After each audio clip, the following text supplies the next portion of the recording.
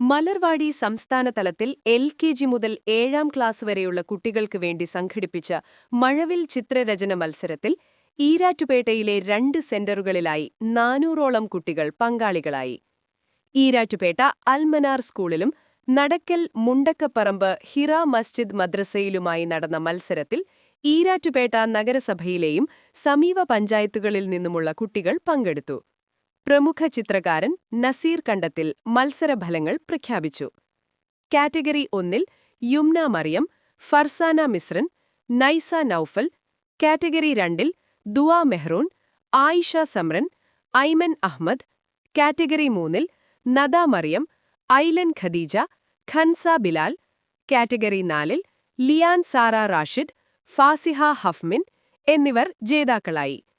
പരിപാടികൾക്ക് മലർവാടി ഏരിയ കോർഡിനേറ്റർമാരായ അൻവർ ഹാറൂൻ, ഹസീന KH എന്നിവർ നേതൃത്വം നൽകി. പരിപാടിയോടനുബന്ധിച്ചു നടന്ന പേരന്റിംഗ് ക്ലാസിന് യാസിർ പാറയിൽ നേതൃത്വം നൽകി. ഏരിയ പ്രസിഡന്റ് അവിനാഷ് മൂസ അധ്യക്ഷത വഹിച്ചു.